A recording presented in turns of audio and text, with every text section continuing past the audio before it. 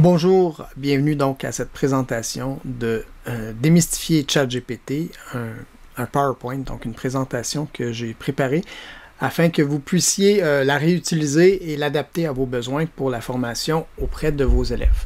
Donc, soyez tout à fait confortable de la réutiliser, la modifier en fonction de vos propres besoins. Si vous déterminez qu'il manque de l'information que vous aimeriez qu'elle soit donc complétée, n'hésitez pas à m'écrire ou à rentrer en contact avec moi afin que je puisse vous aider ou sinon d'amener un complément d'informations que vous jugez peut-être manquant dans la présentation que je vous fais dès maintenant. Voici donc ChatGPT, comment la démystifier. D'abord, je veux voir ce que c'est avec vous, ce que c'est que l'intelligence artificielle. Donc l'IA, c'est quoi? En deuxième position, comment ça fonctionne? Troisièmement, c'est quoi les risques d'utiliser ChatGPT? Quels sont aussi les bénéfices et comment l'utiliser de manière responsable? Vous avez sans doute entendu parler de ChatGPT depuis la dernière année parce que le 30 novembre 2022, la compagnie OpenAI a sorti son chatbot, un agent conversationnel qui a fait fureur sur les réseaux sociaux. On a vu donc déferler des milliers et des milliers de vidéos de jeunes qui étaient emballés, surpris, vraiment très enthousiastes au potentiel qu'offrait cet agent conversationnel qui était ChatGPT. Ça l'a fait en sorte c'est-à-dire qu'il y a eu près d'1 million de nouveaux inscrits à ChatGPT en l'espace de 5 jours. Ça s'était jamais vu pour aucune autre application, aucun service en ligne comme ChatGPT l'a fait dans les 5 jours suivant sa sortie. En l'espace de 2 mois, il y a eu à peu près 100 millions de nouveaux utilisateurs, ce qui fait en sorte qu'aujourd'hui, on a à peu près 1 milliard de requêtes quotidiennement sur ChatGPT. Voyons rapidement comment ça fonctionne. En fait, on fait une démonstration d'une requête que les étudiants peuvent avoir dans leur cours de français. Je vais donc faire la liste des personnages du roman Les Misérables de Victor Hugo. J'ai laissé ma vitesse au clavier normal pour que vous puissiez comparer à quel point ChatGPT va écrire extrêmement rapidement dans le même temps. Il va sortir donc toute la liste des personnages extrêmement rapidement, en quelques secondes. Je peux donc choisir un de ces personnages sans avoir lu le livre, par exemple, et aller demander à ChatGPT « Fais une analyse dramatique du personnage de Javert », en fait c'est pas Jalvert, mais c'est Javert, mais il va comprendre, en 500 mots. Et rapidement, il va donc sortir le texte avec une introduction, une argumentation et une conclusion sur l'analyse du personnage de Javert des Misérables. Évidemment, tout ça sans aucune faute d'orthographe et très bien écrit. C'est donc un peu dangereux, donc on va lui demander d'intégrer 6 fautes d'orthographe et 3 erreurs de syntaxe. Il va donc réécrire le texte avec des fautes d'orthographe et des erreurs de syntaxe. Extrêmement rapidement, encore une fois.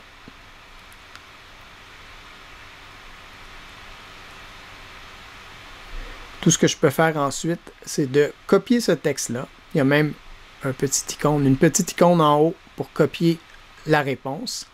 Je vais ouvrir un nouveau document dans Word et coller le document. Ce qui fait qu'en l'espace de 2 minutes, à peu près, j'ai fait le travail que j'avais à faire, qui m'aurait pris évidemment de nombreuses heures pour lire et analyser ce roman de Victor Hugo qui a plus de 1500 pages.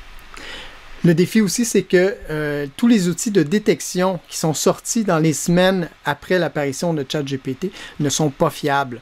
On continue de les tester à chaque semaine, à chaque fois qu'il y a un nouvel outil qui arrive ou que les fabricants de ces outils de détection prétendent que leur outil s'est amélioré, mais on voit bien qu'entre 40 et 60% de réussite, c'est pas suffisant pour, dans le fond, être vraiment fiable et éviter qu'il y ait des faux positifs. D'autant plus qu'on sait que si on soumet des textes qui ne sont pas en langue anglaise, il y a beaucoup plus de chances d'avoir de faux positifs.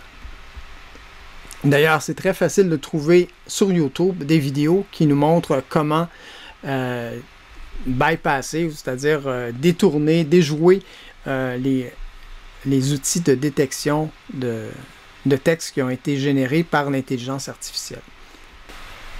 Mais voyons d'abord ce que c'est que l'intelligence. C'est pas évident parce que l'intelligence, qu'on soit d'un domaine ou d'un autre, on n'aura pas nécessairement la même définition de ce que c'est à la base l'intelligence humaine. Parce que, prenons par exemple la biologie, on pourrait dire que pour la biologie, l'intelligence représente la capacité d'adaptation à l'environnement. Alors que la psychologie pourrait dire, ben non, c'est l'aptitude à apprendre, à raisonner, puis à résoudre des problèmes, l'intelligence. De son côté, la philosophie pourrait dire, ben, l'intelligence, c'est plutôt la réflexion sur la pensée, la connaissance et la réalité. Donc, on le voit, on ne s'entend même pas sur une définition qui fait consensus de l'intelligence à la base. Alors, prétendre que l'intelligence artificielle va surpasser les capacités de l'intelligence humaine, c'est un peu présomptueux, comme le soulignait le linguiste Noam Chomsky.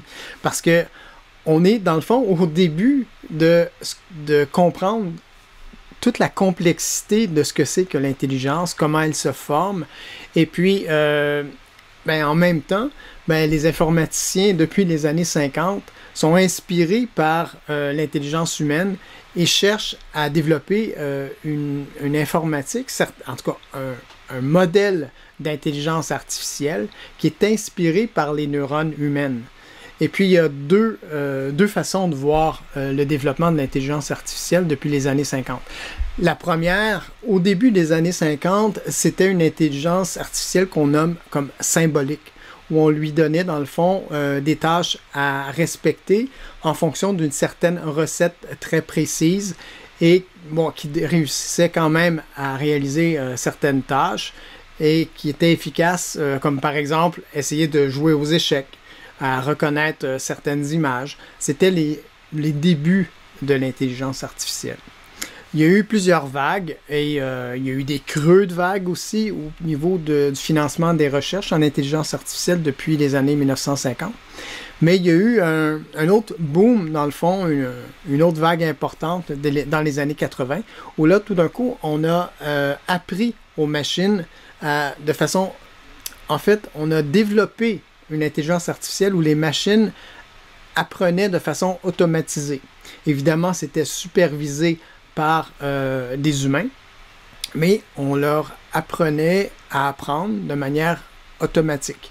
Ce qui fait qu'on se sert encore de cette technologie-là, par exemple, pour gérer nos pourriels.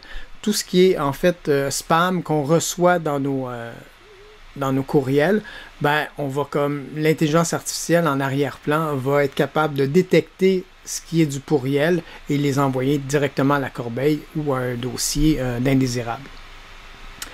Ensuite, il y a une autre vague importante, c'est celle des années, dans le début des années 2000 et surtout vers les années 2010, où on a misé beaucoup sur l'autre école de pensée de l'intelligence artificielle, qui étaient les réseaux de neurones, qui existent depuis quand même plusieurs décennies, mais qui, à partir des années 2010, nous a permis de mettre en application et de vérifier certaines théories qui existaient depuis plusieurs décennies. Et c'est, dans le fond, les réseaux de neurones, c'est inspiré par comment fonctionne le cerveau humain. On va donc, de façon artificielle, essayer de reproduire ces réseaux de neurones-là.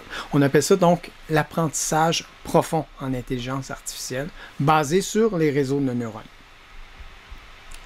D'ailleurs, en 2019, le prix Turing, qu'on compare souvent au prix Nobel de l'informatique, a été remis à trois chercheurs en intelligence artificielle, dont le Québécois Yoshua Bengio, le Torontois Jeffrey Hinton et le Français Yann Lequin, pour justement leur recherche au début des années 2000 et 2010 dans le réseau des neurones.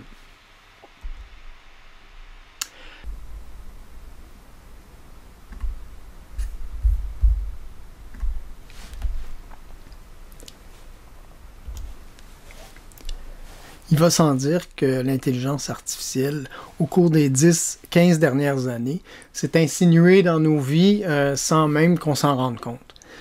Si ce n'est par exemple que comment j'ouvre mon téléphone portable à tous les jours, c'est basé sur la reconnaissance faciale, qui, avec donc les données de mon faciès, va reconnaître et va pouvoir m'identifier et, de façon sécuritaire, ouvrir donc le téléphone cellulaire. Il y a la météo, par exemple.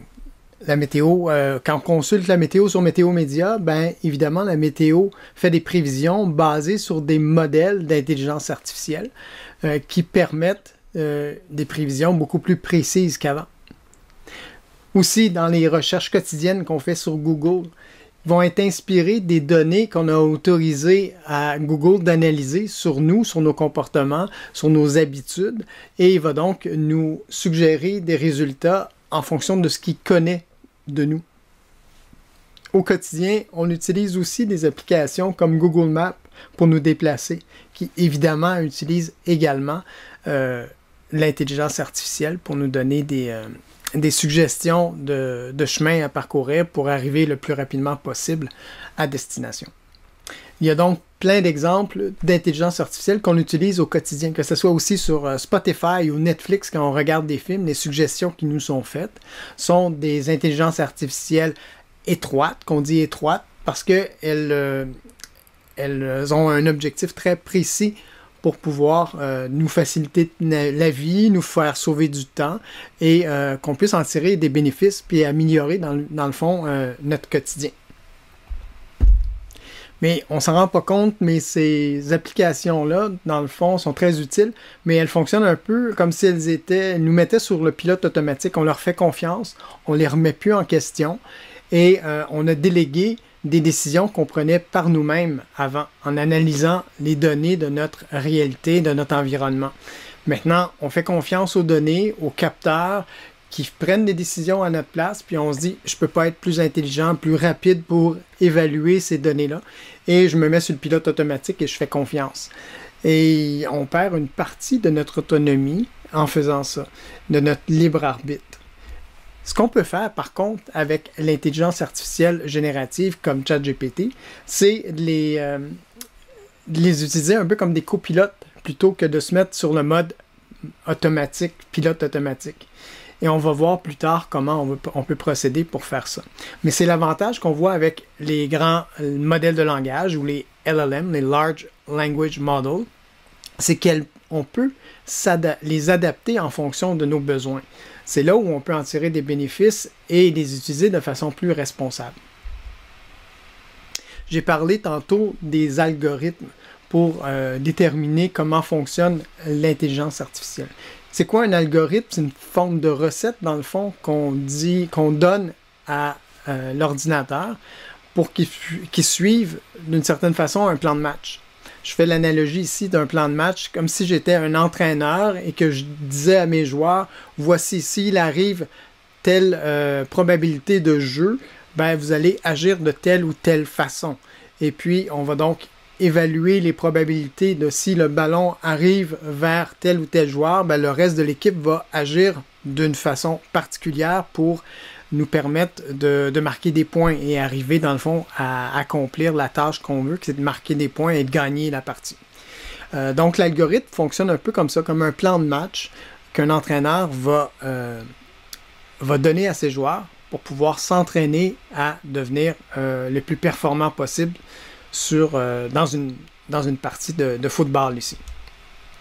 Imaginons dans le fond que des neurones, dans un réseau de neurones, sont un peu comme des joueurs d'une équipe de football, où on va, dans le fond, entraîner ces joueurs-là à prédire en fonction de où va arriver le ballon, comment on va réagir pour être le plus performant possible. Mais l'entraînement de l'équipe, c'est un peu comme l'apprentissage profond des neurones. On va entraîner des millions, des milliards de neurones qui sont des couches cachées dans l'intelligence artificielle de réseaux de neurones pour pouvoir nous apporter une réponse, c'est-à-dire une couche de sortie à la toute fin qui correspond à la demande, qui est la couche d'entrée, les données d'entrée. Donc, la requête qu'on va lui faire va être analysée par des milliards de neurones et pour nous donner la réponse la plus précise possible en fonction de la précision de la question qu'on a posée, la requête qu'on a posée au départ. Il existe plusieurs LLM, donc des grands modèles de langage, des Large Language Models en anglais. Il en existe plusieurs. Évidemment, celui qu'on connaît le plus, c'est GPT-4, qui est le dernier en liste. Mais il ne faut pas oublier que les modèles de langage comme GPT-3 et GPT-4 sont un peu comme le cerveau de ChatGPT. ChatGPT, dans le fond, c'est un agent conversationnel ou un chatbot qu'on appelle en anglais, qui nous permet d'avoir une relation en langage naturel, écrit ou même parler avec les nouvelles fonctions de GPT-4. Mais dans le fond, le cerveau, c'est le modèle sur lequel on a entraîné l'intelligence artificielle. Il y en existe plusieurs. Facebook, ou si vous préférez, Meta, a son propre modèle de langage qui est beaucoup plus petit en termes de paramètres de données, qui s'appelle Llama, et qui ont distribué de façon en open source aussi une version en open source qui s'appelle Alpaga et qui est disponible à télécharger sur son propre ordinateur puis de le faire s'entraîner sur des données qui nous sont propres, par exemple. C'est possible de le faire avec Alpaga, qui est comme une variation du modèle de Llama. Il y a GPT-3 qu'on a appris à connaître, évidemment, dans la première mouture de ChatGPT. Il y a Google qui a son modèle qui s'appelle Palm, qui est un modèle aussi très intéressant, mais qui, avec son chatbot, qui est BART, qui n'a pas donné des résultats aussi performants que ChatGPT. Il y a aussi une compagnie qui s'appelle Anthropic, qui a été fondée par des anciens ingénieurs informatiques de OpenAI, donc la compagnie de ChatGPT, qui ont formé leur propre compagnie Anthropic pour créer leur modèle de langage qui s'appelle Claude, qui est présentement disponible aux États-Unis et en Angleterre, mais on verra aussi comment y accéder gratuitement à partir du Canada tantôt. Évidemment, il y a GPT-4, qui est le grand modèle de langage le plus performant à ce jour, disponible au public, et qui est financé en grande partie par Microsoft, qui s'est associé à OpenAI, la compagnie qui a créé ces modèles de langage.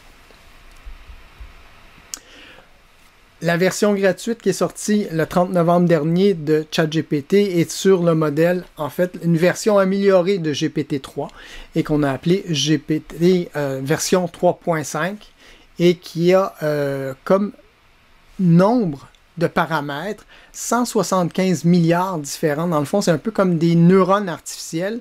Il a été bâti sur 175 milliards de paramètres différents pour analyser les requêtes qu'on va lui donner. Et il a analysé donc une tonne de données pour pouvoir en arriver à être aussi performant. Le nombre de données est complètement faramineux et il est astronomique. On parle dans le fait à peu près de plus de 6,5 millions d'articles publiés sur Internet, 134 millions de livres complètement numérisés et intégrés dans l'entraînement de ces modèles de langage-là. Plus de 100 millions de journaux qui ont été publiés sur Internet. On se parle aussi de plus de 200 milliards de tweets sur les réseaux Twitter, plus d'1 milliard de conversations sur Reddit et aussi plus de 800 millions de transcriptions de vidéos sur YouTube. Ça fait une quantité de texte vraiment astronomique sur lequel a été entraîné pendant des mois le modèle de langage GPT 3.5. On a accès évidemment à des intelligences artificielles, des modèles d'intelligence artificielle générative grâce à une quantité hyper importante comme ça disponible sur Internet qu'on a vu croître au cours des dernières décennies.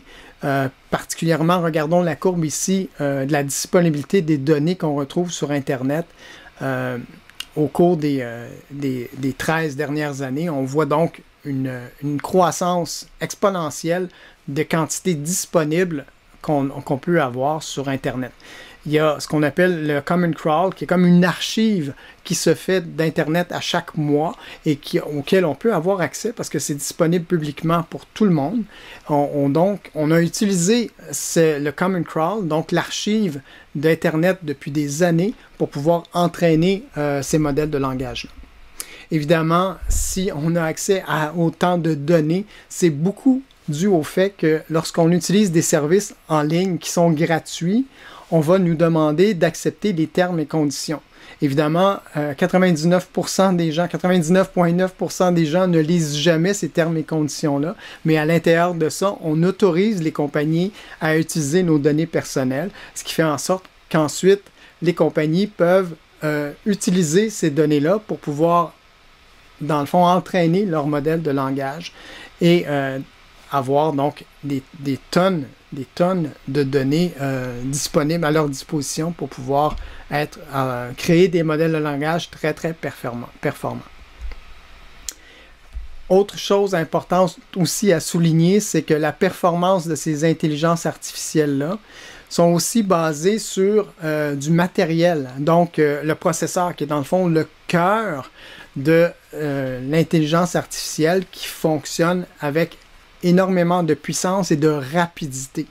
Il y a donc les processeurs qui étaient les cœurs pour faire fonctionner nos ordinateurs, qui ont été remplacés ces dernières années par les cartes graphiques qui avaient été conçues au départ pour être extrêmement performants pour l'usage des jeux vidéo en ligne.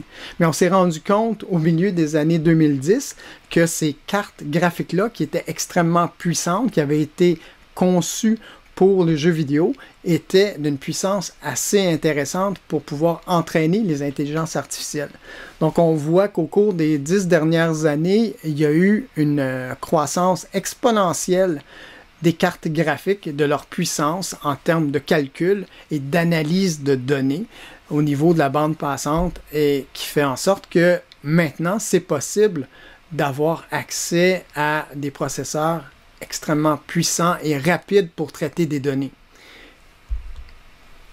D'ailleurs, sur la force de ces processeurs-là et de ces cartes graphiques-là, je vous recommande d'aller regarder un documentaire fort intéressant au niveau de la concurrence géopolitique qu'il y a sur la guerre des puces, dans le fond, entre la Chine et les États-Unis. Il y a un documentaire qui existe, donc qui s'appelle La guerre des puces, que vous retrouverez sur tout.tv gratuitement. C'est un documentaire vraiment, vraiment intéressant pour comprendre les forces en jeu et la guerre qui existe entre la Chine et les États-Unis au niveau du développement du matériel qui, justement, est là pour soutenir le développement de l'intelligence artificielle. On sait que depuis 2017, la Chine a prévu dans sa feuille de route que pour 2030, elle va tout faire en son pouvoir pour que la Chine devienne le leader international en déploiement d'intelligence artificielle. Parce qu'évidemment, les États-Unis veulent empêcher pour faire en sorte qu'on reste maître de la technologie qui va se déployer sur le territoire et aussi en Occident. Donc, il y a cette guerre géopolitique qui fait rage depuis quelques années entre la Chine et les États-Unis. Et au cœur de ça, il y a Taïwan, qui est l'endroit où on produit le plus de cartes graphiques extrêmement et de processeurs qui permettent justement à nourrir l'intelligence artificielle. L'autre technologie qui est aussi très utile pour nous permettre d'avoir accès à autant de puissance sans avoir dans nos ordinateurs des processeurs qui sont aussi puissants pour faire fonctionner l'intelligence artificielle, c'est la technologie de l'info nuagique qui nous permet de nous connecter évidemment à des sites, à des SaaS, qui sont des sites où on a un service gratuit comme OpenAI, et c'est à travers ces connexions-là dans l'info nuagique qui nous permet d'avoir accès à un calcul extrêmement puissant et avoir accès à une intelligence artificielle aussi performante. Donc, l'info nuagique est l'autre technologie qui nous permet d'accéder gratuitement à une force de calcul qui était comme impensable d'avoir sur des ordinateurs personnels il y a quelques années avant l'invention de l'info nuagique. Une des choses qu'on reproche beaucoup aux modèles de langage comme ChatGPT, c'est la question de l'opacité des algorithmes.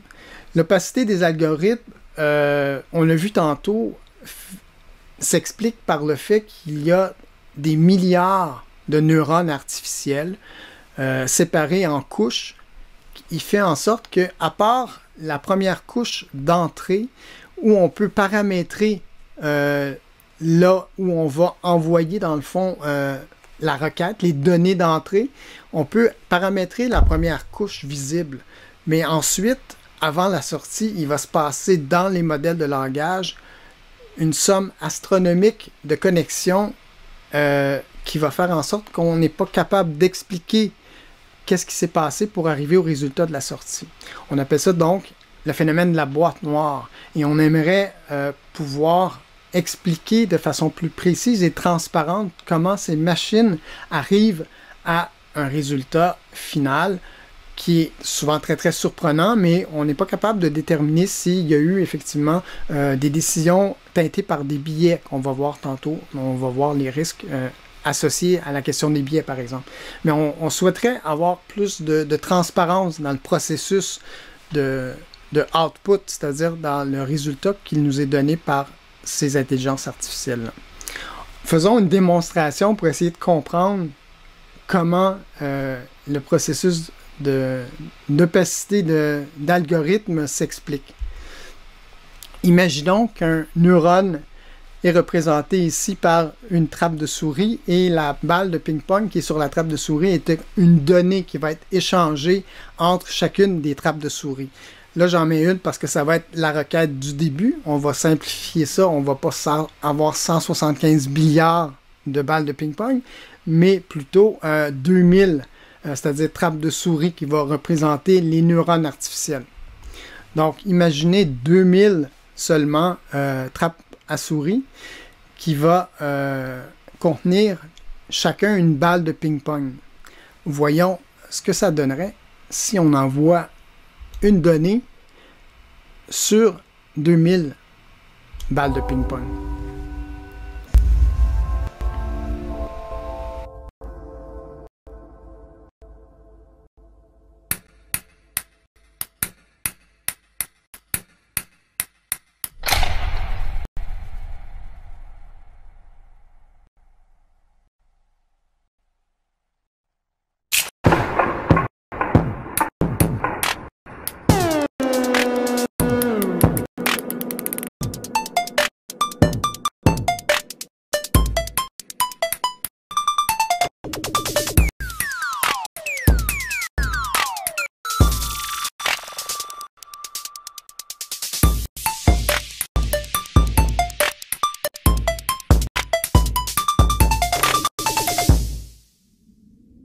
Alors, je pense que cette analogie-là est assez parlante pour comprendre la difficulté que c'est que de suivre à la trace de comment les algorithmes fonctionnent pour arriver à nous fournir une réponse aussi performante en bout de ligne. C'est pas dit qu'on ne trouvera pas une solution pour améliorer la transparence de comment se sont prises ces décisions pour arriver au résultat final, mais pour l'instant, c'est extrêmement difficile de trouver une solution à cette question de la boîte noire. Faisons maintenant le tour de l'interface graphique de ChatGPT pour pouvoir mieux l'utiliser. Regardons donc comment d'abord on se connecte à un compte de ChatGPT. On peut faire une recherche simplement sur Google ou votre moteur de recherche préféré et vous cherchez ChatGPT. Vous allez trouver évidemment le site de OpenAI. Si vous n'avez pas de compte, bien, vous appuyez sur Sign Up et vous allez pouvoir donc suivre les instructions et vous créer un compte comme on le fait dans n'importe quel service ou réseaux sociaux. Avec votre adresse courriel, on va donc pouvoir procéder à l'enregistrement d'un compte pour pouvoir avoir accès. On va vous demander votre date de naissance parce que depuis que l'Union européenne a obligé OpenAI de fournir cette information-là, parce que les enfants de moins de 13 ans ne peuvent pas avoir accès à des sites comme OpenAI. Donc, ils ont été obligés de demander cette donnée-là. Vous allez voir à gauche, en haut, l'historique de vos chats. Vous allez avoir en bas aussi votre compte où vous pouvez ajuster vos paramètres. Dans les paramètres, vous allez retrouver l'interface. En fait, si vous voulez avoir le ton sombre, le ton clair de l'interface graphique, vous pouvez choisir ça. Aussi, la langue, c'est ici que vous allez pouvoir changer la langue d'affichage de l'interface. Donc, vous pouvez choisir français. Vous allez pouvoir aussi déterminer le contrôle des données. Si vous ne voulez pas partager l'historique de vos données, ce que vous allez échanger avec ChatGPT peut rester confidentiel dans la mesure où vous n'activez pas l'historique de la conversation. Si vous donc désactivez ça, vous allez avoir un message comme quoi que vous n'avez plus d'historique et les données vont rester confidentielles pour vous. C'est donc important d'être au courant de cette question-là du partage de vos données personnelles. Est-ce que vous allez donc intégrer comme données dans les conversations avec ChatGPT? Il y a aussi la possibilité de partager le chat. Donc ça peut être très, très utile si vous travaillez en collaboration ou vous demandez, par exemple, à un étudiant de vous partager la conversation qu'il y a eu sur un sujet donné. Il peut vous copier le lien et vous le faire parvenir soit dans un courriel ou dans un Mio. Vous allez avoir un lien qui va vous donner accès à la conversation qu'il y a eu avec ChatGPT et avec les conversations qui vont suivre au sujet de cette conversation-là. Il y a aussi la possibilité de copier une réponse spécifiquement et aussi de donner de la rétroaction à ChatGPT si on est satisfait ou insatisfait des réponses qu'ils vont nous donner. On permet donc l'amélioration de l'entraînement de ChatGPT parce qu'il s'appelle dans le fond le renforcement par un humain dans l'appréciation des réponses qu'il va nous donner. Ensuite, vous allez voir en bas, il vous suggère au-dessus de la barre de requête où on lui envoie des messages, des questions qu'il nous propose, il nous suggère dans le fond de lui poser. Si on est à court d'idées, il va nous donner des suggestions. Et vous allez donc pouvoir de cette façon-là lui demander certaines questions et il va vous suggérer, par exemple, ici, des activités à faire en famille pour une famille de 4 personnes. Il va vous suggérer la possibilité d'utiliser ces références et ces suggestions de cette manière. Si on n'est pas content, on peut lui demander de régénérer une nouvelle réponse. Il va donc s'exécuter très rapidement et on va avoir une deuxième réponse et à la fin, il va souvent nous demander ce qu'on pense, parce que si là, on a demandé de régénérer une réponse, c'est parce que peut-être on n'était pas satisfait, dans lequel cas il va donc nous demander si on l'a apprécié ou pas. Donc il y a une barre de rétroaction où on peut donc lui dire si on a apprécié ou pas et ou dire c'est identique que ce que j'ai eu au début, la première réponse. Donc ça, c'est la barre de rétroaction qui permet d'améliorer la performance du modèle de langage. Il y a une distinction entre les versions 3.5 et la version 4. La principale et la plus importante, évidemment, c'est que la version GPT 3.5, elle est gratuite, accessible simplement en se créant un compte. Elle est quand même très performante à plein d'usages parce qu'elle est très créative, mais on ne peut pas s'y fier complètement parce qu'elle n'est pas hyper rigoureuse. On va le voir tantôt pourquoi, qu'est-ce qui fait que la version 3.5 est peut-être moins performante que la 4. Donc, la version 4, quant à elle, demande un abonnement mensuel qui coûte 20 $ américains par mois. L'autre chose, c'est qu'on peut, avec 3.5, ajouter des extensions avec le furteur qu'on utilise. On va le voir tantôt dans des démonstrations avec Chrome. On peut ajouter des extensions. Alors que dans la version 4, on peut utiliser évidemment aussi les extensions de notre furteur, mais aussi on peut avoir accès à des plugins et des extensions particulières à GPT-4. On va donc voir comment ça fonctionne, ça aussi tantôt.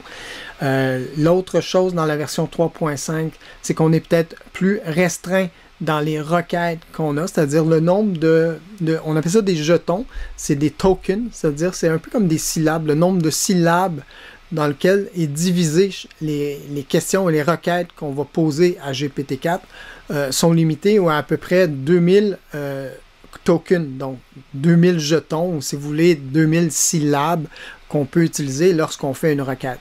Alors que dans GPT-4, on peut aller jusqu'à 8000 ou même, je pense que maintenant rendu à 12 000 tokens qu'on peut intégrer dans une seule requête.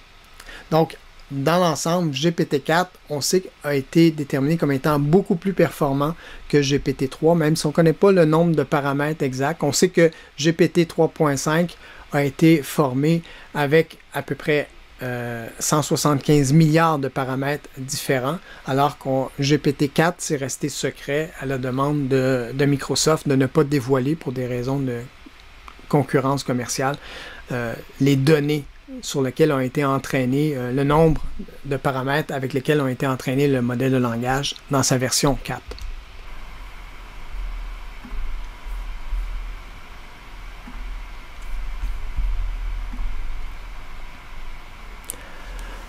Un des éléments importants, je dirais même essentiels dans l'interface de ChatGPT à considérer, c'est les instructions personnalisées. Les custom instructions qu'on appelle en anglais si vous avez choisi de ne pas franciser votre interface. Vous allez retrouver évidemment dans vos paramètres personnels en bas à gauche, tout en bas de votre historique de conversation.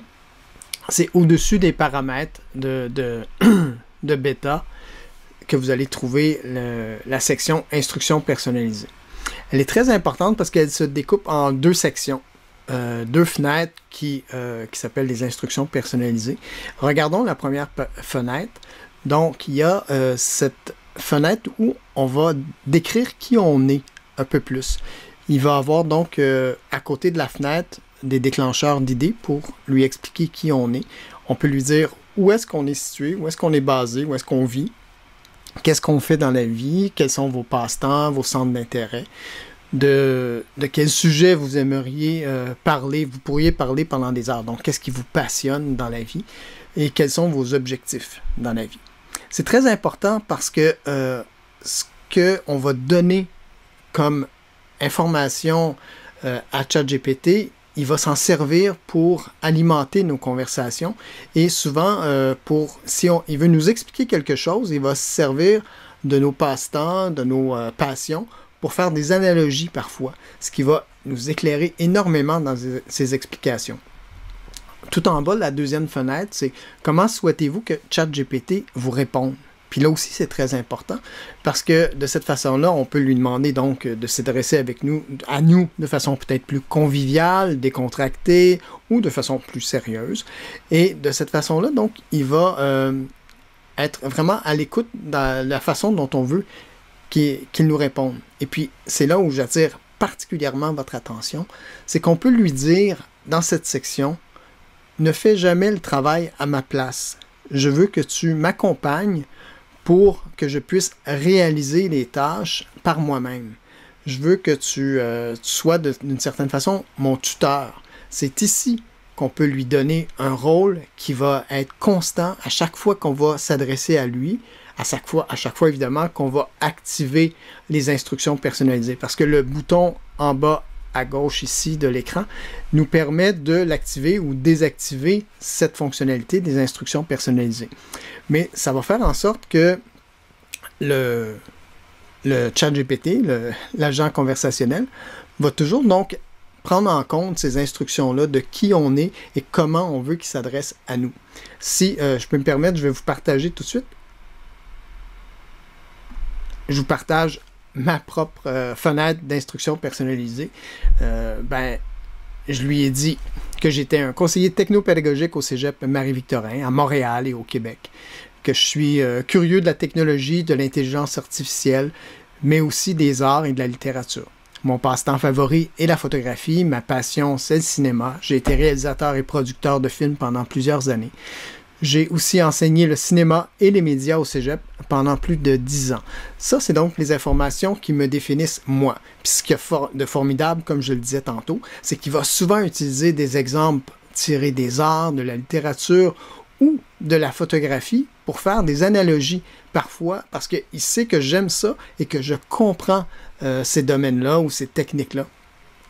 Ça va faire en sorte que ça va être beaucoup plus facile pour moi de comprendre des explications, que ce soit en physique quantique ou un domaine que je ne maîtrise pas du tout. Fait que ça, c'est extrêmement important de donner des informations, pas des informations trop personnelles, mais des informations qui vont faire en sorte que l'agent conversationnel va prendre en compte qui on est pour, en fait, personnaliser ses instructions, pas ses instructions par exemple, mais les réponses qu'il va nous donner. Et dans la deuxième fenêtre, je lui ai dit, je veux que tu sois mon mentor, que tu sois motivant et que tu t'adresses toujours à moi en français. J'aime les conversations conviviales et intellectuelles. Et à la fin de tes réponses, propose-moi une question qui me permettra soit de réfléchir par moi-même ou de te relancer. Donc, de cette façon-là, je suis toujours comme en conversation et je suis pas dans un dialogue socratique avec ChatGPT, ce on pourrait faire en lui disant d'avoir une conversation socratique avec lui dans cette section-là, mais il reste que c'est là où on peut donc lui donner un rôle qui va soit qui va agir à titre de tuteur ou à titre d'assistant, ou comme je l'ai fait ici, de mentor. Donc, il va être extrêmement motivant, puis à chaque fois que je vais m'adresser à lui, les réponses qu'il va me donner, ça va me motiver à réfléchir plus loin et à progresser dans mes apprentissages. Donc ça, c'est une fonction extrêmement intéressante, disponible autant dans la version gratuite que dans la version payante. Donc, prenez-en bonne note. Et je pense que c'est là qu'on va pouvoir trouver des solutions à créer une sorte de tuteur, un remplacement, pas un remplacement, mais plutôt un complément au tuteur humain pour faire en sorte que l'aide, c'est-à-dire, l'aide qu'on a avec l'intelligence artificielle va être extrêmement positive et motivante pour nos apprentissages. Une des choses qui est fort intéressante aussi avec ChatGPT, c'est qu'on peut y ajouter des extensions sur notre furteur. Ici, on va regarder des extensions qui sont disponibles et spécialisées pour ChatGPT dans le furteur Chrome. Ici, il s'agit d'une fonction de voice control qu'on appelle, donc on va pouvoir discuter de vive voix avec ChatGPT et de cette façon-là pouvoir se pratiquer, par exemple, à parler une langue seconde comme dont je vais faire la démonstration. Mais d'abord, regardons comment on fait pour installer une extension à partir de notre furteur, une extension qui est associée à ChatGPT. Donc, je vais donc commencer par activer une extension dans Chrome pour ChatGPT. Je vais aller dans la gestion de mes extensions. L'extension qui m'intéresse s'appelle Voice Control to ChatGPT. Donc, je vais l'activer. Après, je peux retourner sur le site de ChatGPT et réactualiser ma page. Et l'extension apparaît en bas. Elle s'active par des touches du clavier, donc la barre d'espacement va déclencher la communication avec ChatGPT. Avant ça, je vais d'abord régler la langue dans laquelle je veux communiquer. Je vais tout de suite passer à l'anglais, par exemple, pour faire la démonstration. Et je vais choisir l'anglais avec un accent british. On va faire un premier test et je vais demander à ChatGPT de m'aider à pratiquer mon anglais langue seconde. Hello ChatGPT, how are you today? Hello, I'm just a computer program, so I don't have feelings, but I'm here and ready to assist you with any questions or tasks you have. How can I help you today? Can you help me to practice my English as a second language, please? Of course, I can help. You practice English. Sequin language seems to be a unique term. Could you please clarify what you mean by sequin language so I can provide you with more targeted assistance? I meant second language. Certainly, I can help you practice English as a second language. How would you like to practice? We can have conversations, work on grammar and vocabulary, or focus on specific topics you're interested in. Just let me know how you'd like to proceed, and I'll do my best to assist you. L'autre extension qui est fort intéressante, c'est Web Chat GPT. Il en existe plusieurs, celui-là fonctionne particulièrement bien et c'est une extension de Chrome là aussi. Et ça permet, lorsqu'on a la version gratuite de ChatGPT, de quand même pouvoir lui permettre de faire des recherches sur Internet. Et puis, comme je vous le disais, il est très efficace. Parce que ce qu'on reproche à la version gratuite, c'est de ne pas pouvoir se brancher comme la version 4 sur Internet pour faire des recherches. Alors, la version gratuite nous permet, avec la version gratuite, ça nous permet donc d'avoir accès à Internet et avoir des références aux questions qu'on va lui poser. Voyons donc comment ça fonctionne dans une petite vidéo de démonstration.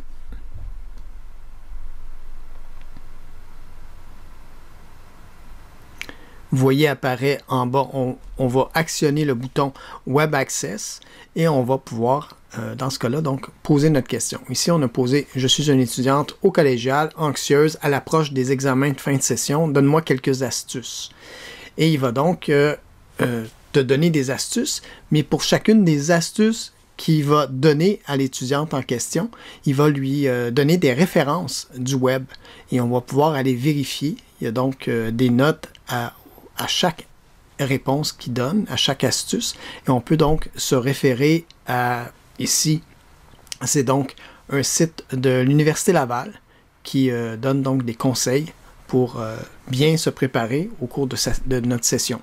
On va voir un autre qui est Alloprof, qui offre donc des solutions pour surmonter son stress à la préparation d'examen.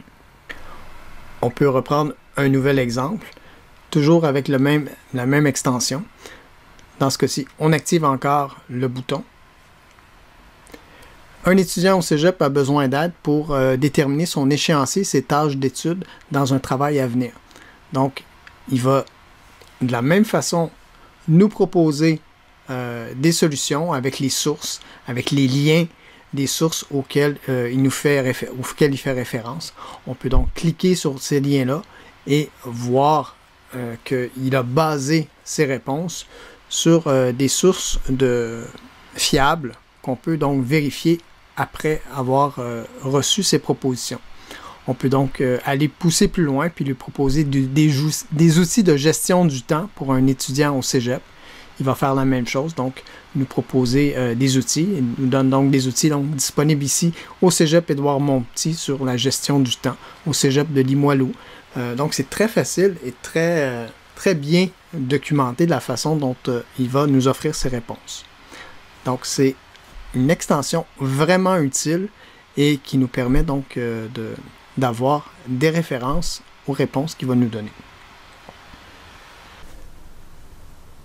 Une des choses qui distingue la version gratuite de la version payante de ChatGPT, c'est la performance du modèle de langage GPT-4. Depuis sa sortie au mois de mars 2023, on a vu une très grande différence dans ses performances. On a, aux États-Unis, testé dans les tests de fin d'études du bac à l'université, les tests les plus courants, évidemment. Et on avait vu que pour la version gratuite, donc de 3.5, il performait très bien dans certaines disciplines, mais beaucoup moins dans d'autres. Et depuis l'apparition de GPT-4, le modèle GPT-4, on s'est rendu compte qu'il réussissait vraiment très bien dans une gamme de domaines qui était beaucoup plus large que dans la version gratuite. Il y a aussi évidemment, c'est une version payante. Je ne suis pas là pour en faire la promotion, mais seulement pour vous informer, parce que je sais que certains d'entre vous ont déjà un compte payant pour utiliser GPT-4. Et je veux vous montrer donc les avantages ou les bénéfices d'utiliser une version payante. Il y a, comparativement à GPT 3, qui lui a besoin d'extension du furteur, comme on l'a vu tantôt, il y a la fonctionnalité des plugins dans GPT-4. Et ça, c'est une fonctionnalité directement dans le site de OpenAI qui nous permet d'ajouter, dans le fond, de micro-logiciels spécialisés pour pouvoir réaliser une fonctionnalité ou une action avec ChatGPT de façon plus précise et performante dans la tâche qu'on veut lui faire accomplir. Donc, on va regarder ici une démonstration avec un plugin qui s'appelle AI PDF. Donc, c'est un plugin qui nous permet de converser avec ChatGPT au sujet d'un PDF qu'on va lui soumettre. Je vous fais donc la démonstration.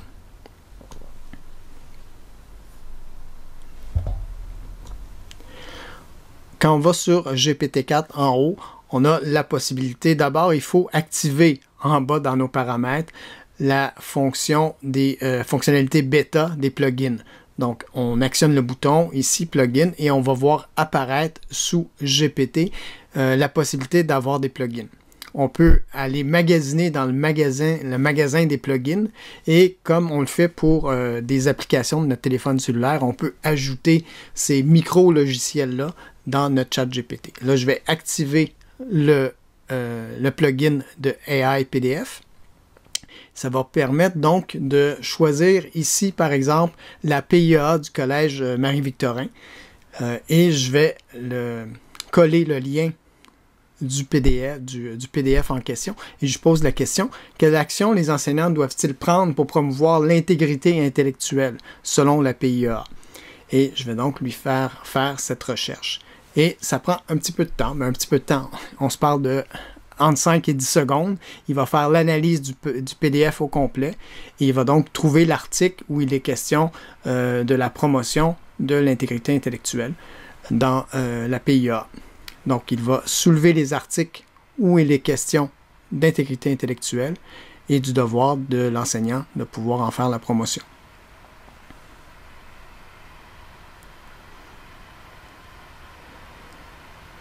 Je peux également, si je suis un étudiant, exactement poser les mêmes questions du même ordre sur l'intégrité intellectuelle et lui demander, par exemple, quel recours l'étudiant a accusé de plagiat a-t-il selon la PIA. Il va donc rechercher dans le PDF que je lui ai soumis la réponse à cette question. Il prend entre 5 et 10 secondes pour analyser et relire en fonction de la réponse, la question que je lui ai posée. Et il va donc pouvoir me sortir l'article où il est question des droits et des recours que l'étudiant a s'il est accusé de plagiat. Vous voyez donc ce plugin-là, c'est un parmi des centaines d'autres plugins qui sont disponibles. Il y en a qui sont spécialisés pour les besoins académiques, en fait des fonctions plus d'ordre éducatif. Je vous invite, si vous avez un compte payant, à aller voir les fonctionnalités de ces plugins-là. Ils sont fort intéressants parce que ça peut être très très puissant. Alors cette fois, de manière un peu plus ludique, on va faire la démonstration de joindre une image qui est une image de mon frigo que je viens tout juste de prendre à l'instant. Je rappelle par exemple que quand on est sur GPT-4, il faut se mettre dans la fonctionnalité par défaut pour pouvoir avoir accès à l'icône de l'image qui se trouve ici en bas où on va pouvoir lui joindre une image. Je vais cliquer sur l'icône et pour choisir la photo que je viens de prendre, et je lui montre donc la photo analysée de mon frigidaire, de mon réfrigérateur. Et je vais lui demander qu'est-ce que je peux me faire à manger. Donne-moi des suggestions. Et j'envoie. Il prend quelques secondes pour analyser la photo et rapidement, il constate que votre réfrigérateur semble bien garni. Voici quelques suggestions basées sur ce que j'aperçois. Il me propose une salade fraîche avec les ingrédients que je pourrais mettre dedans. Donc, ce qu'il y a de fascinant, c'est qu'on voit qu'il est capable d'analyser en détail ce qu'il y a dans cette photographie-là, les aliments, et de pouvoir suggérer des recettes ou des mets à pouvoir me préparer pour me faire un repas. C'est quand même assez impressionnant de voir GPT-4 à l'œuvre avec cette nouvelle fonctionnalité d'analyse de l'image. Il y a donc plusieurs cas de figure qu'on pourrait mettre en scène ici pour pouvoir montrer la force et la capacité. Je suis persuadé que dans chacun de vos cours, vous pourrez aussi trouver des options. L'une des autres fonctionnalités de GPT-4 qui est fort intéressante, c'est la possibilité de générer des images maintenant avec le moteur DALL-E d'OpenAI, qui est dans le fond le concurrent le plus proche maintenant du moteur de génération d'images qui s'appelle aussi Midjourney. Il y en existe plusieurs, mais DALL-E 3, la nouvelle version qui est intégrée maintenant à ChatGPT dans la version payante, donc GPT-4, est très performant, très intéressant. Donc on peut voir ici des illustrations que je lui ai fait générer pour illustrer le cloud computing, c'est-à-dire l'info nuagique.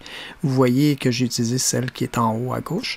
Elle permet donc, avec très peu de mots, de générer des possibilités d'images qui sont parfois très très réalistes, d'autres fois qui sont des illustrations en fonction des commandes qu'on va lui donner en langage naturel. C'est beaucoup plus simple à utiliser que d'utiliser Midjourney comme modèle de langage artificiel. Ça fonctionne vraiment très très bien directement dans ChatGPT.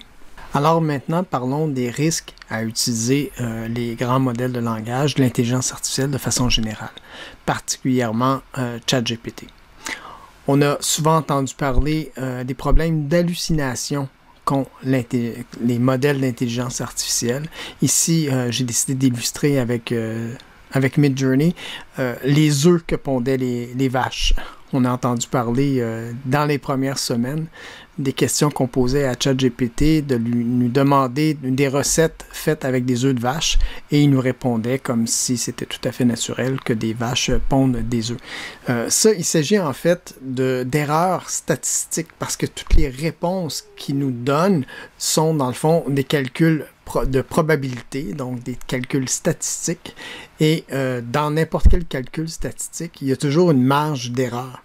Lorsqu'il y a donc hallucination dans la réponse qu'il va nous donner, c'est qu'il y a une erreur statistique qui s'est produite et qui nous est restituée dans la réponse. Donc, il faut être conscient de ça. Ce qu'on remarque aussi, c'est que depuis le début de GPT-3 vers GPT-4, maintenant, il y a beaucoup moins d'hallucinations. Il reste que c'est un risque. Il y a des possibilités qu'il y ait toujours une erreur statistique qui se glisse dans les réponses qu'il va nous donner, même si elles sont moins fréquentes qu'elles l'étaient dans la version 3.5.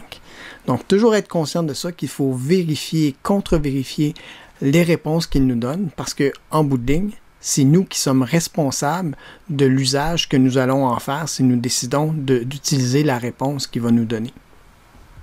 Il faut donc vérifier nos sources pour s'assurer que les réponses sont justes. L'autre élément important à considérer dans les risques, c'est qu'il y a toujours des biais qui se sont glissés dans les données d'entraînement de l'intelligence artificielle. Parce qu'il a pris d'Internet, que ce soit les images, les textes sur lesquels il a été entraîné, GPT-4 ou GPT-3, et il va toujours donc faire une moyenne statistique de tous les éléments pour nous restituer une réponse. Et à l'intérieur de ça, il va toujours avoir dans la matière première sur laquelle il a été entraîné des biais qui viennent des êtres humains qui ont produit les données sur lesquelles il a été entraîné. Comme ici, par exemple, je lui ai demandé de me produire en image une personne dirigeant une grande entreprise. Ce qu'il m'a donné, c'est 4 hommes blancs qui est comme un directeur d'une grande entreprise. Donc, il n'y a pas de femmes, il n'y a pas de personnes de couleur, il y a juste donc une personne blanche et qui est de type masculin, de genre masculin. Donc, c'est le type de biais qu'on peut retrouver et on voit l'amélioration se faire avec DALL-E 3 et au moins de problèmes de biais que Midjourney, par exemple, mais c'est toujours présent. Il faut donc en être conscient lorsqu'on fait une conversation avec ChatGPT.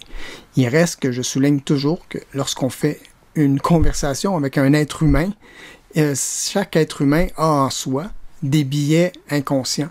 Donc, on doit toujours rester éveillé au niveau de notre sens critique, autant lorsqu'on parle à un être humain que lorsqu'on lit un journal ou on regarde un média ou Internet ou quand on converse avec une intelligence artificielle.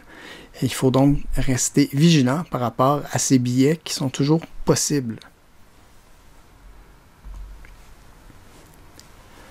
L'autre chose très importante à considérer lorsqu'on utilise les intelligences artificielles et particulièrement ChatGPT, c'est dans les requêtes qu'on va lui faire. Il va donc assimiler les données qu'on va lui donner pour pouvoir entraîner son prochain modèle. Et là, c'est important de s'assurer de ne pas lui confier de données sensibles, de données personnelles, que ce soit les nôtres ou de d'autres personnes qui ne nous auraient pas autorisé à partager leurs données personnelles. Donc, c'est très important de faire attention à ça parce qu'il existe des lois qui protègent les gens contre l'usage de leurs données personnelles. Ça s'appelle en fait ici au Québec la loi 25 qui a été renouvelée l'année passée, qui est en vigueur depuis le mois de septembre 2022 et auquel toutes les entreprises et les institutions d'enseignement sont assujetties. Donc, c'est très, très important lorsqu'on utilise l'intelligence artificielle, de protéger, de prendre soin de protéger les données personnelles qu'on va confier à une conversation comme ChatGPT.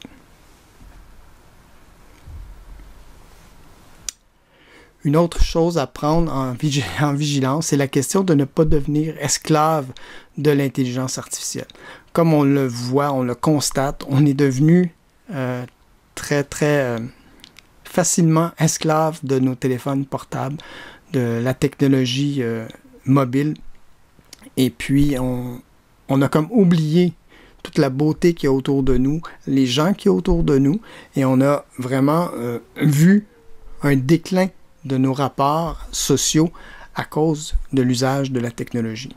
Je pense qu'il faut faire donc très attention, être très vigilant par rapport à l'usage qu'on va faire de l'intelligence artificielle pour qu'on ne devienne pas esclave de cette technologie-là, parce qu'il va y avoir des bénéfices certains à l'usage de cette intelligence artificielle.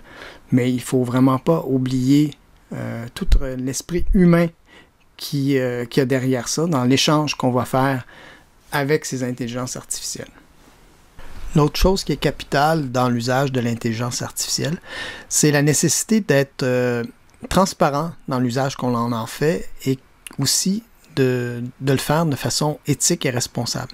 Ça veut dire de respecter les règles, que ce soit dans un environnement professionnel ou dans un cadre académique comme au cégep ou à l'université. S'assurer qu'on respecte les politiques d'évaluation, s'assurer que notre professeur a autorisé son usage et que c'est encadré et permis.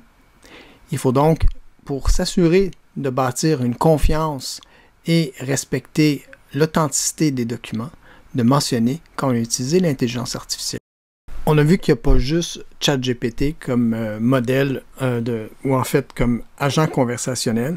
On a vu qu'il y a plusieurs modèles de langage comme GPT-3, GPT-4, Claude, Bing, c'est-à-dire il y a aussi Palm chez Google. Mais tout ça, ces modèles de langage-là, comme des cerveaux, sont incarnés dans des agents conversationnels qui sont donc disponibles gratuitement sur Internet. ChatGPT est sans doute le plus populaire, c'est pour ça qu'on en parle aujourd'hui, mais il y a aussi Bing Chat qui est disponible sur Windows 11 gratuitement sur tous les ordinateurs qui sont équipés de Windows 11 ou simplement dans le furteur Edge de Microsoft où on va retrouver Bing intégré au furteur et on va pouvoir donc aussi chercher sur Bing, sur Internet, la possibilité d'avoir une conversation avec Bing Chat, qui lui est branché sur GPT-4 si on le veut. Je vais vous montrer comment dans un instant. Il y a aussi le robot conversationnel de Google, qui est Bard, qui lui est branché sur son modèle de langage, qui est Palm.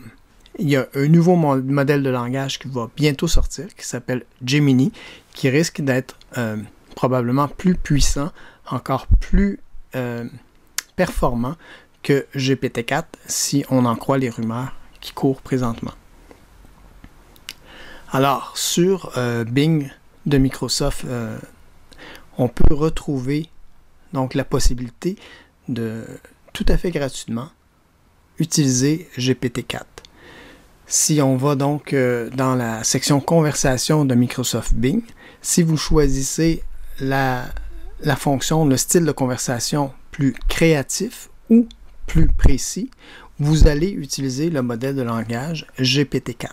Si vous choisissez le mode plus équilibré, alors vous allez être sur la version GPT 3.5. Donc, si vous voulez donc bénéficier de la puissance de GPT-4 tout à fait gratuitement, sans avoir à utiliser ChatGPT et de payer un abonnement mensuel, vous pouvez le faire de façon tout à fait gratuite de cette façon-là.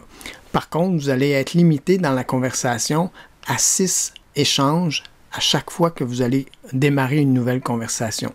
Il y a donc une limite, 6 ou 8 échanges au niveau de la conversation, parce que GPT-4, de cette façon-là, sur Bing, est constamment branché sur Internet et il y a eu des problèmes de dérive avec le modèle GPT-4 lorsqu'il était constamment branché sur Internet.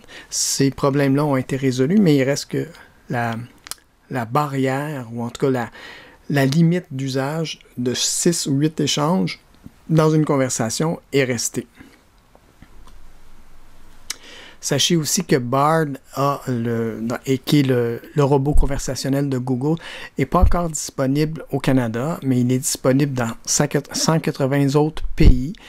C'est dû au fait qu'on a un problème de législation avec Google, présentement avec les médias, comme on a le même problème avec Facebook. Et la façon de punir le Canada, c'est que Google a décidé de ne pas déployer le robot conversationnel Bard au pays, au Canada. Mais lorsqu'il va sortir, on va voir donc toutes ces possibilités. Et ce qu'il y a d'intéressant, il y a une fonctionnalité toute nouvelle qui vient d'apparaître chez Bard, c'est la possibilité de vérifier les faits des réponses qu'il va nous donner. Donc, dans les réponses qu'il nous donne, il y a un surlignage en vert lorsqu'il est sûr des réponses qu'il nous donne, qui sont vérifiables sur Internet. Et lorsque c'est des réponses qui sont peut-être plus créatives et qui ne sont pas vérifiées, ils vont être soulignés en orange. Et on va pouvoir donc voir la différence dans la réponse la validité des réponses qu'il va nous donner. Maintenant, on s'en rend peut-être pas compte, mais ChatGPT, il est presque partout. Déjà, depuis sa sortie, il s'est intégré dans plein d'applications. C'est grâce aux API. Aux API, c'est des petites clés qui permettent à des entreprises de se brancher à l'intelligence artificielle du modèle GPT-4 et de pouvoir bénéficier à travers des services qu'ils vont offrir de toute la puissance du modèle de langage offert par OpenAI. Ce qui fait en sorte qu'eux, ils ont à payer seulement une toute petite somme à l'usage et puis ils utilisent ce qu'on appelle les clés API pour se brancher de façon constante au modèle de langage de l'intelligence artificielle. Ce qui explique que dans Snapchat, par exemple, il y a le robot conversationnel Mon AI, qui est dans le fond un robot conversationnel qui est alimenté par GPT-4 de façon constante et qui arrive en premier de la liste de mes amis dans mon chat de Snapchat. On va le retrouver aussi pour alimenter la plateforme Canva de génération de contenu, où vous avez maintenant un studio magique qui nous permet de générer du texte et de générer des images en étant branché sur des modèles de langage d'intelligence artificielle. Si vous voulez utiliser les différents modèles de langage qui existent présentement et de façon tout à fait gratuite, vous pouvez aller sur un site qui s'appelle poe.com, P-O-E.com, et vous allez retrouver tous les modèles de langage qui existent. Donc, on a GPT-4, Claude 2, Google Palm, Llama, GPT dans sa version 3.5 Turbo. Vous allez pouvoir donc tester avec une même requête comment chacun de ces modèles de langage-là performe dans la réponse qu'ils vont vous donner. C'est tout à fait gratuit, mais vous avez peut-être une limite de requêtes que vous pouvez faire par mois. Donc, je vous encourage à aller tester les différents modèles de langage disponibles sur Poe.com. Finalement, disons que l'intelligence artificielle, évidemment, fait peur parce que on a beaucoup été alimenté par les romans de science-fiction, par les films de science-fiction. On pense à Terminator, à HAL dans 2001, l'Odyssée de l'espace, où l'être humain perd le contrôle au profit des robots et de l'intelligence artificielle. Évidemment, il ne faut pas oublier que ce n'est que des œuvres de fiction où on a besoin d'un méchant pour pouvoir rendre le récit dramatique plus intéressant et captivant. Il reste qu'il faut quand même rester vigilant parce qu'il y a des risques dans le déploiement effréné de l'intelligence artificielle comme on le voit présentement. Il faut donc faire attention et l'utiliser de façon responsable et éthique, de manière à ce qu'on ne fasse pas de faux pas et qu'il n'y ait pas de dérive dans l'usage. C'est sûr qu'il va y en avoir. On pense déjà aux deepfakes qu'on voit sur Internet polluer de plus en plus. Et il faut donc en faire usage avec beaucoup de responsabilité, je crois, et de transparence, comme on l'a mentionné plus tôt. Donc, je vous remercie de cette attention que vous m'avez portée et je vous encourage à me faire part des commentaires parce que la vidéo, elle est beaucoup plus longue que ce à quoi je m'attendais. Je vais essayer de la rapetisser un peu. J'aimerais ça que vous me partagiez vos commentaires afin que je puisse améliorer cette présentation-là et qu'elle soit utile. Dites-moi si vous avez trouvé ça intéressant, ennuyeux, trop long. Qu'est-ce que vous trouvez utile ou pas utile dans la présentation afin que je puisse faire une série de petites capsules vidéo de maximum 10 minutes, mais qui vont couvrir les éléments essentiels, qui vont pouvoir servir aux autres professeurs qui puissent ensuite offrir une formation à leurs élèves ou les sensibiliser simplement sur l'usage de l'intelligence artificielle. Encore une fois, je vous remercie de votre attention.